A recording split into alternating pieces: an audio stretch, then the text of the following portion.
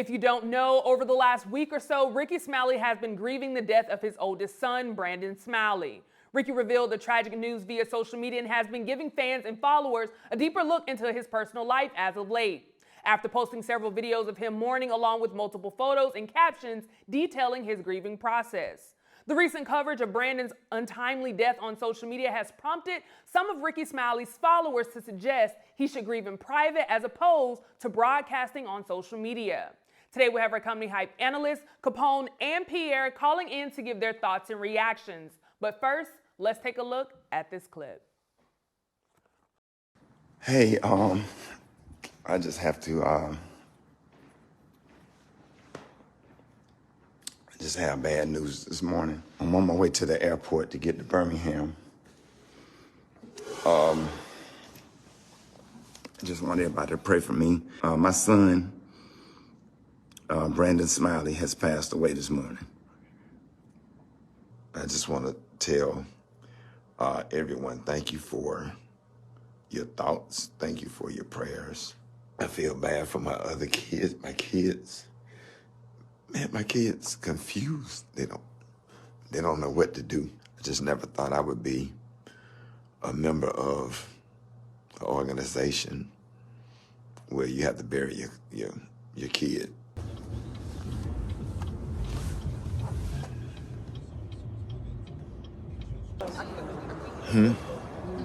Yeah. This is, him living life. Now, I know that this was definitely unfortunate news for a lot of people. I know this is peers of both of you. Pierre, I know you I have a personal relationship with Rickey Smiley, so I'm going to start with you. What was your reaction when you first heard the news break? Like most people, it was very sad. I know how close he is with his son. I work with his son on a reality show, one of Rickey's reality shows. I was supposed to teach him how to do stand-up comedy. Rickey wanted me to, teach him how to do stand-up, the art, or how to do the art of stand-up comedy. So I met the young man a couple of times. Nice young dude, and it's sad whenever somebody's child goes before them, and you can see the hurt on Rickey's. You can feel the pain, that Rickey felt, and I just felt bad for him, really bad for him.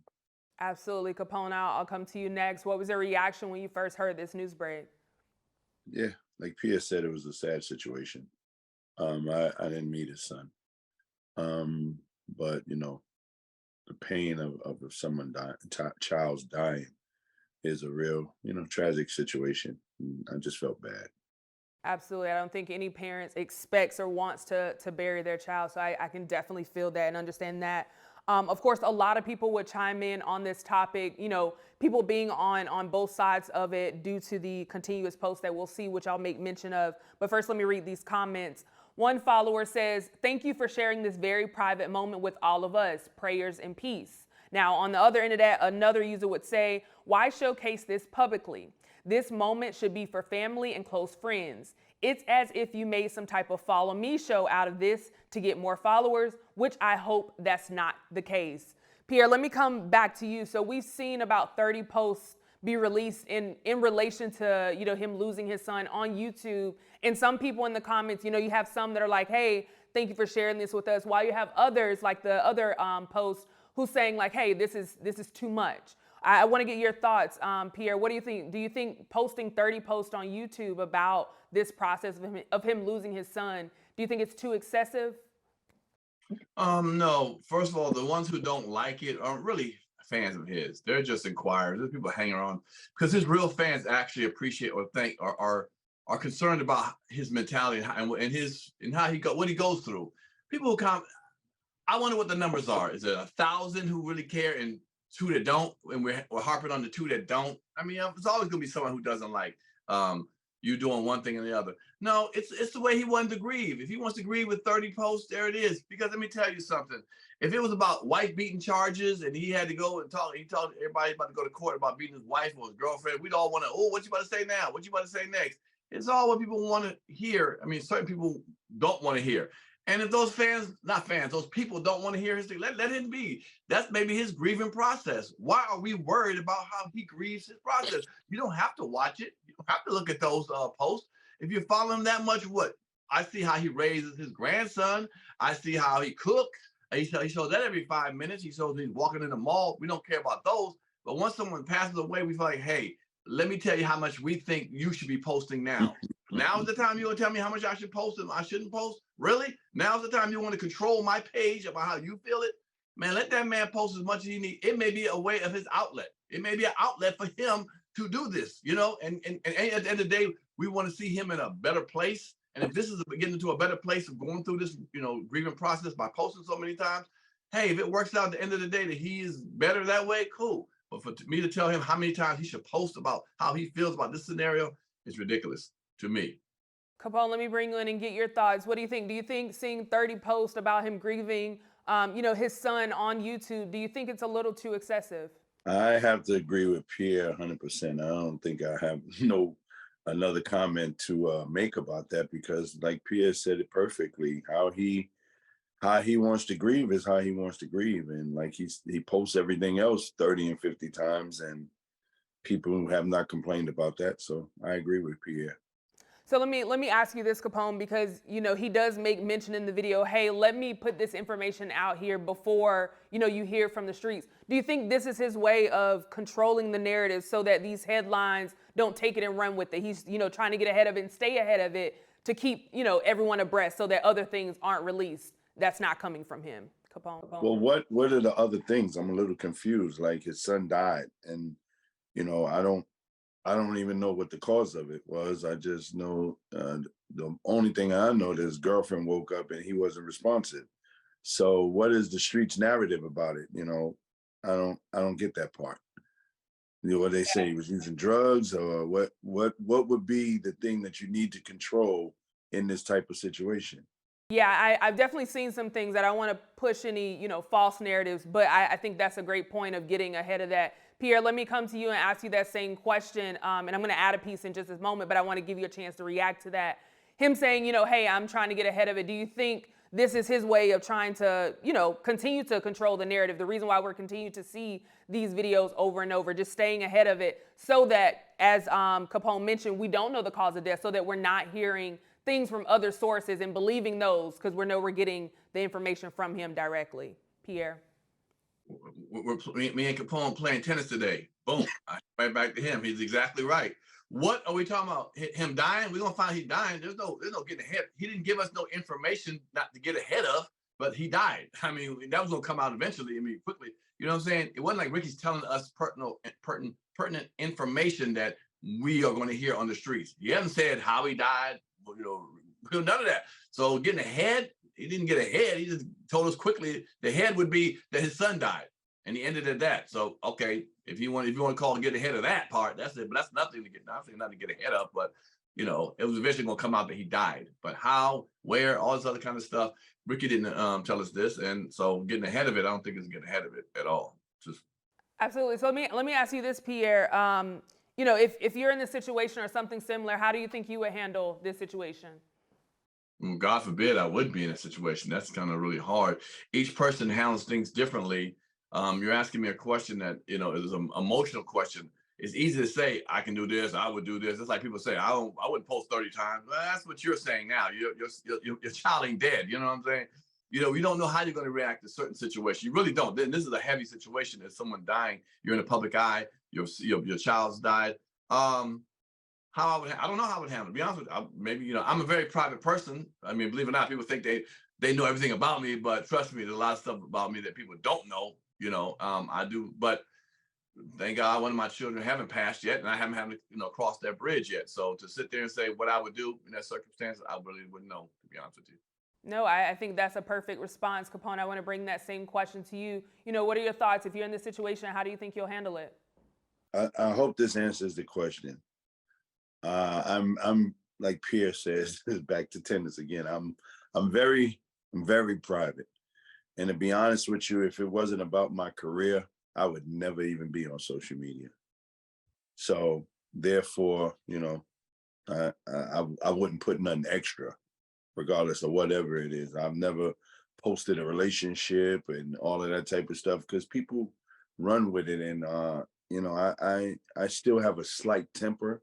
So that temper can escalate for something that somebody just said. So I try to keep it peaceful and very, very, very positive. Absolutely. No, I definitely couldn't agree with you more. To close it out, I think you bring up a great point as well. Right now, we see social media continue to just be on the forefront of a lot of people's lives. I don't want to say everyone, but a lot of people's lives. Moving away from Rickey, it's I don't think this conversation is specifically about Rickey because we see this in other areas as well. We see people post pictures of them at funerals. You have live streaming at funerals as well. So Pierre, let me come back to you. Do you think giving fans personal access to you is necessary for this day and age? Like it's what the fans and what the people want? Sure. Sure. Unless you can be Beyonce. I mean, if you ain't Beyonce, then the rest of us are trying to come up, and people are interested in everybody's personal life, and as much as you can give them. Most people who do very well in show business today are ones who open up their personal lives. The more you open up, the more people are intrigued about it, can be opinionated about it. Unfortunately, would turn it against you too when they don't like you anymore. They're like, I remember when you showed this or you did this and all that. They'll do just as much as that kind of stuff, while they're hiding their lives, which is understandable. They're not in show business.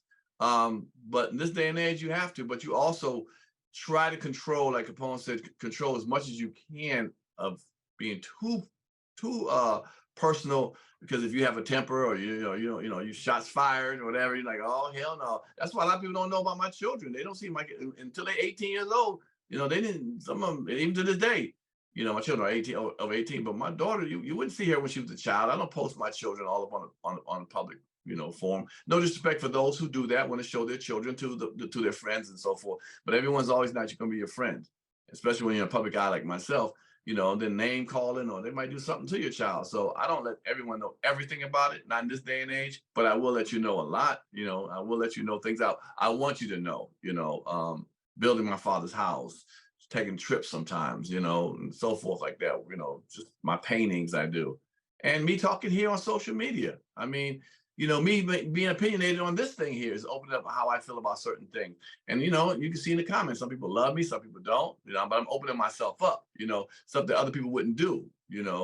Some celebrities would never do this kind of thing here. They're too afraid to y'all call them names and you a whack ass nigga. Before this, most people probably, well, people who love me just seeing my image from these movies, and they find out, oh, that's how he thinks. Oh, F him now, screw him now. I liked him at first, now I like him. See, I open myself up to that. You know what I'm saying? So it's what it is. I'll live with it. There's too many people on the street tell me how great I am, how much they love me, to worry about what some folks will say in the comments, because the people in the comments won't say it in my face when I'm walking on the street. So I'm fine with that. Okay, so I'm fine with that. So the love is there, but like I said, it's a very daunting situation to come into this business and show all your personal stuff, a lot of your personal stuff, because people will judge you, even your opinions or your lifestyle. Do you think there's a lot of pressure to like show your personal? Do you think a lot of people are getting more and more personal because of the pressure? Well, not pressure. I wouldn't say the word pressure, but if you see someone else who's more, giving more of their lives, doing better than you, or let's say financially, or people selling out concerts or tours or whatever the case, living a better life. At the end of the day, we're not in this not to be successful. Okay, I don't give a damn what somebody says. We're in here to be successful, to make a good living for our family. And if you see that path being what it seems to be working for other people, a lot of other people, you're like, wow, every time he talks and goes online and walks around and blah, blah, blah, people are engaged and so forth, and you see him be successful, then as an act, it's normal. It's just like women. Women see other guys liking girls with long hair or long eyelashes and stuff. That might not be what you really want to do, but you want a man. You want to be liked. So you'll start wearing eyelashes. You'll start wearing them hairs. You'll get them BBLs or whatever it is, because you see guys like big butts. So people start to kind of go what seems to be successful, even though that might not be in their heart 100%. They may go out there and try to be like them other people because they see those are the ones. Because I always hear stuff like that. I said, why y'all wear those weaves, ladies? Why y'all wear them eyelashes? Because you guys like it. Because we like it, not because you like it. You see what I'm saying? It's because you're doing what others trying to make it. The same thing with this. People get more personal online because they see other acts being successful. Right. Capone, let me bring you in. I know you made mention of, if it wasn't for work, you wouldn't be on social media. Is it conflicting for you, this day and age where it seems that people want more and more access? Is it conflicting, or is there any pressure on you to be more personal? It's somewhat of pressure because I am very private, and I know that in this day and age you have to put where you're gonna be, where what you're doing, and people want to know.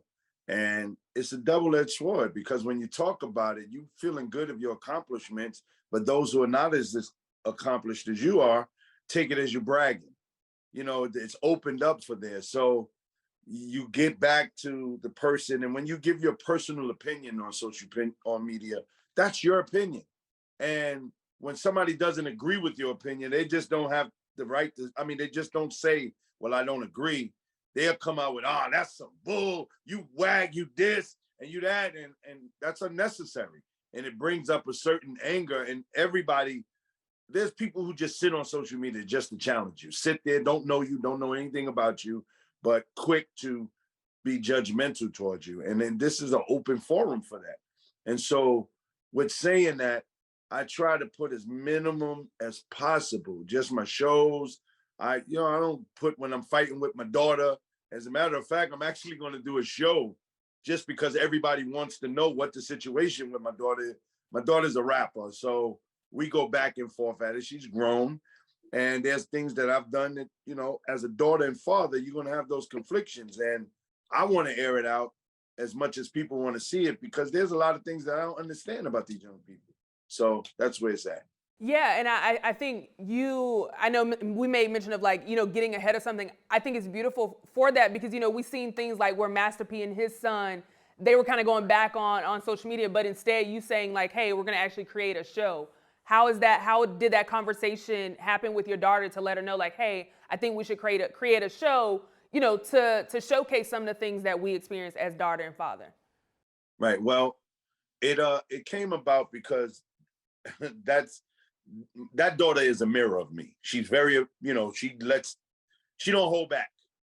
And even with her father, she shows respect, but you could tell that it cringes. And I just feel that as a parent, I've learned, you know, that you should allow your child, especially when they're grown, to be able to express what they feel. I thought I was the best father in the world, but I was always on the road. And financially, I did what I had to do to take care to make sure that everything was all right. But I found out it wasn't enough. And some of my kids are not going to tell me what it is. So she is the one who is, hey, I'm just like you. I'm going to tell you where you made your mistakes. And I'm going to tell her, because, I mean, we were at it to the point like she was a dude in the street. I'll knock your ass out, that type of shit. Yeah, that's what you're going to do because you can beat me, daddy. But, you know, that's so it's going to be fun. It's going to be interested. But I really think that fathers should listen to this conversation we're going to have, because there's a lot of us suffering from this type of stuff that, you know, we don't get a chance to hear the other side of the kids. So I'm very disciplined. And, you know, I think it's going to be a good show. It's come on tomorrow at 8:00, right on Instagram. Oh, I love it. Well, I definitely look forward to it. As always, I appreciate you both for chiming in on this topic. I know it's a very sensitive one, but I appreciate you both giving your thoughts. Before we head out, Pierre, I think I saw your hand up. Yeah, I mean, at the end of the day, really, let's just pray for Rickey's mentality, you know, his loss. Let's not be so divisive of picking wine, you know, bringing any negativity to such a horrible situation that someone lost their child. So at the best, if you have nothing positive to say in a moment like this, you know, it's not him buying a house, a car, arguing with somebody, whatever. This is lost his son.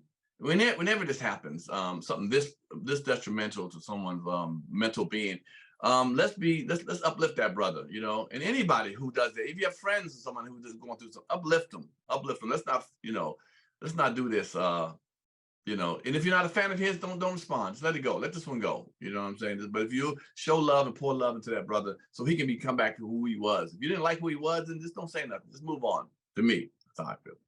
No, I think you took the words right out of my hands. My mom always told me, if you ain't got nothing nice to say, don't say nothing at all. Well, not y'all. People in the comments. No, but no, I appreciate both of you for chiming in on this topic, you know, giving your honest thoughts. And to have this conversation, I think you guys do it so well that I hope that people in the comments learn something. So thank you both for chiming in on this. Of course, before we head out, I want to know what you have going on. So Mr. Pierre, I'm going to start with you. What do you have coming up? And of course, how can people follow you? You can follow me at Comic Pierre. and I'll be in Exton, EXTON, Pennsylvania this Saturday night. I have better details. Some hotel that we're doing a show there. So this Saturday night in Exton, Pennsylvania. If you're around that area, come on through, holler at your boy, and let me hear all the good about myself. Okay, when you see me in the streets, now, hey, let me hear all the good about me. How much you like this and the Panic Room. This week on the Panic Room, we got my man John Sally, the basketball legend. He's gonna be on my episode. And shout out to all those who supported and leave comments on that show also. Thank you so much. Absolutely. Congratulations. And last and certainly not least, Mr. Capone, how can people follow you? And of course, what do you have coming up? Follow me. Follow me. I hate that word. Y'all can find me on Instagram at comediancapone.com. The good thing about that is I've been getting a lot of followers that know how to spell comedian, and they've been saying it. So, but if you don't know how to spell comedian, please don't follow me. And tomorrow is really going to be a special day. It's the daddy and daughter talk on Catback. And I got a lot of shows coming up for this February. One thing I want to say, I love Black people, and I don't think that February should just be Black History Month. Don't accept that. Every day we got our history, and keep fighting it so that they can stop trying to hide it from the people that need to know about it. Florida, shame on you. People go out and read a book, get on the Instagram and learn what your history is about. There you go. I absolutely love it. Again, thank you both for chiming in on this topic. You heard from us, now we want it from you in the comments below. What are your thoughts about people criticizing Rickey Smiley for oversharing about his son's passing? For Comedy Hype News, I'm Symphony Thompson. Put it in those comments.